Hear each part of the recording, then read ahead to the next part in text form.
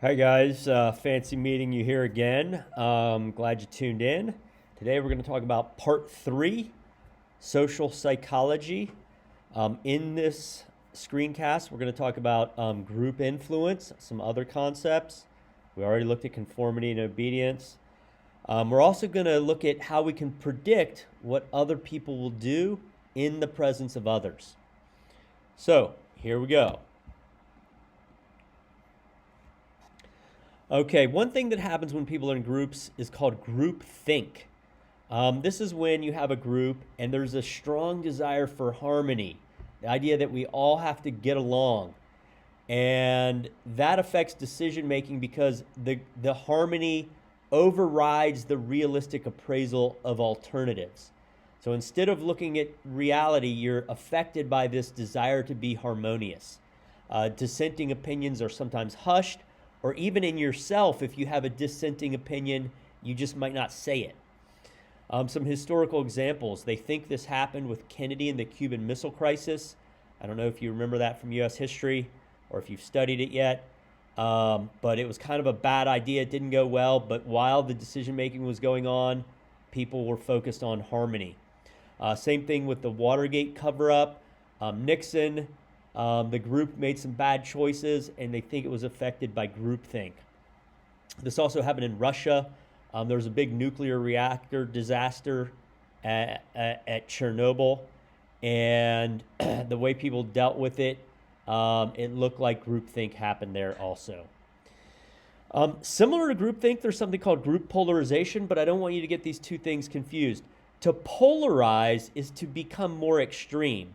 Like, think of the globe, and the poles are the North Pole and the South Pole. If you go towards the poles, you're becoming more extreme. So to polarize means to become more extreme.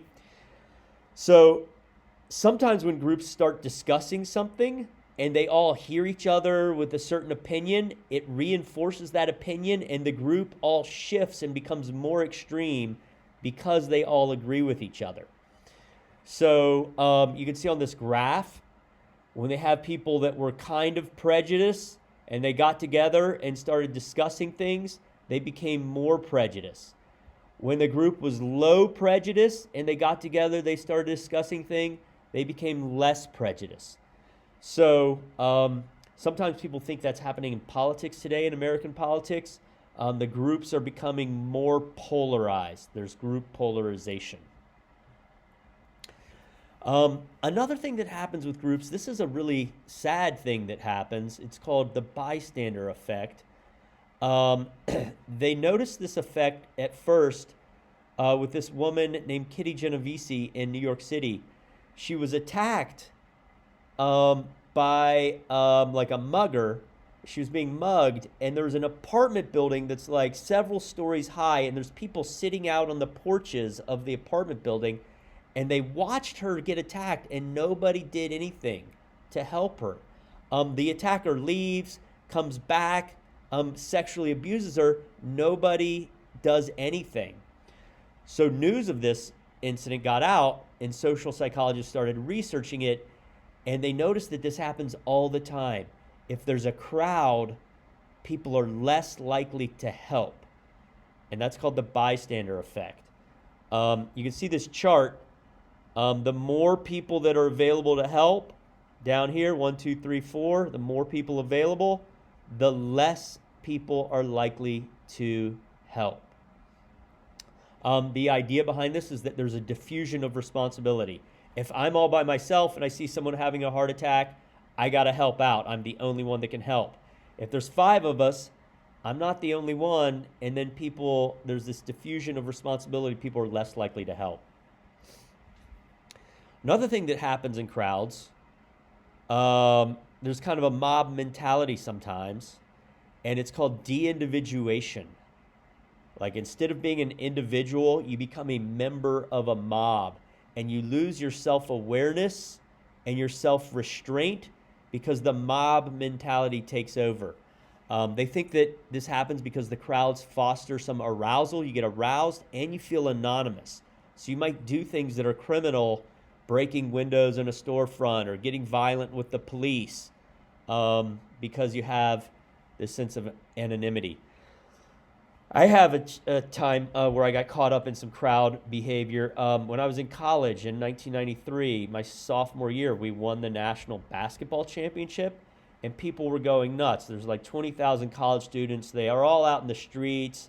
They're celebrating, and things got out of hand. There were bonfires built in the middle of the streets, and people were throwing all kinds of stuff on the bonfires. They were getting furniture from their apartments and throwing it on. Me and a couple buddies, we went into our apartment. We had this old raggedy couch. We grabbed it, we threw it on the fire. Not something I'm proud of, but an example of de-individuation, just caught up in the frenzy of the crowd, losing your sense of self-restraint. Okay, some other things happen with performance level in the presence of others. So you can think of sports a lot with these ideas. Social facilitation is when performance increases because other people are watching. So some people in sports, the crowd gets riled up and fired up, and people do better because of that. There's another thing, I'm going to skip this one. Some people, the crowd or the presence of others decreases your performance. So being watched makes you perform worse, and that's called social inhibition. There's another thing that happens with crowds. Sometimes there's something called social loafing, or this isn't with crowds, but this is just the presence of other people. For social loafing, it's the tendency to exert less effort when working towards a group goal versus being tested alone. So you see this in group projects in school all the time, right? You're in a group, there's 4 people, 1 or 2 of them are slacking, 1 or 2 people are doing all the work. So the slackers are doing social loafing.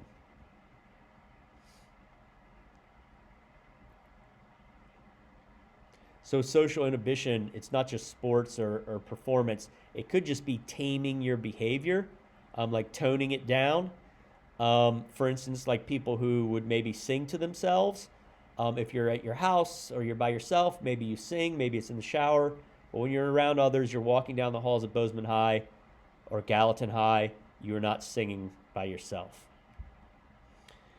There's also something called social norms, which are these unwritten rules that govern behavior. And we have a bunch of these. You don't even think of them, but here's some examples. How close you stand next to someone. In different cultures, it's different. In America, we give each other some space. Some cultures, you stand very close to each other. Another social norm would be like you get on an elevator and you always face the door. It's very unusual. If you got on an elevator and somebody was facing the back, that would be really unusual. They would be breaking the social norm. There's also norms about PDA, when it's okay to hold hands or kiss or hug. So those are all social norms.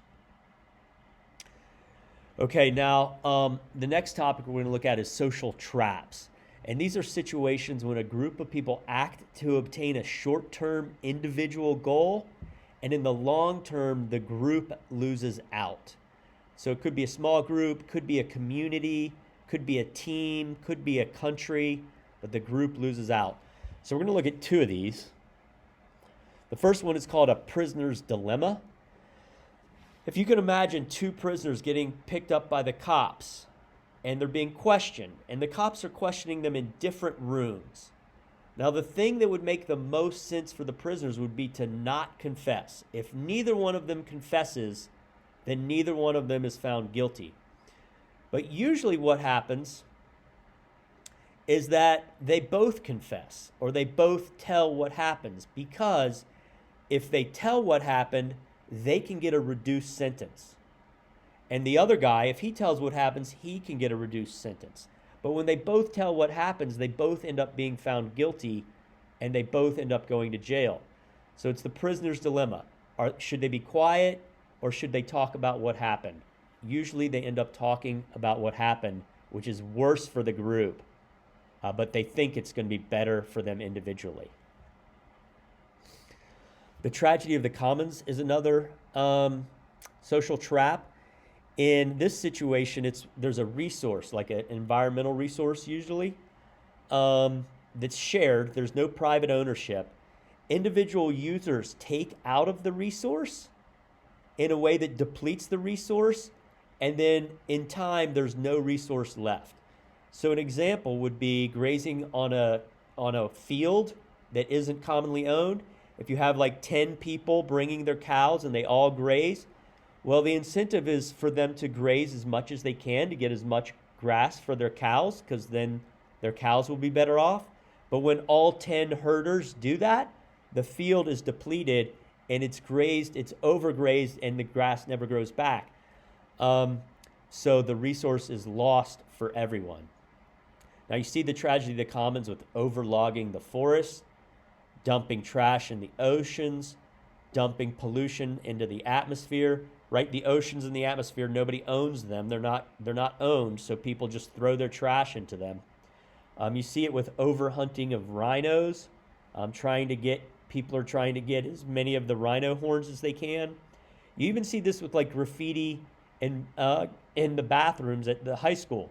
Nobody really owns the bathroom. The users of the bathroom don't own it. Obviously, the school owns it, but the users don't own it, and so you get all this graffiti. You don't get graffiti at your bathroom in your house because it's privately owned. So that's the tragedy of the commons. Okay, with all this social influence we're looking at, it's worth taking a minute to notice that small groups and individuals can have a big influence on a group. For instance, Gandhi led the movement to overthrow the British Empire. That's just one big example, but all the times in American history, small groups led the civil rights movement. Small groups led the women's rights movement, women's liberation. Small groups started the environmental movement. So what they've researched with this, they found out that if groups are consistent and confident, they can persuade large groups to change their mind. All right, that's the end of this section. Tune back in for parts 4 and parts 5, and let me know if you have any questions.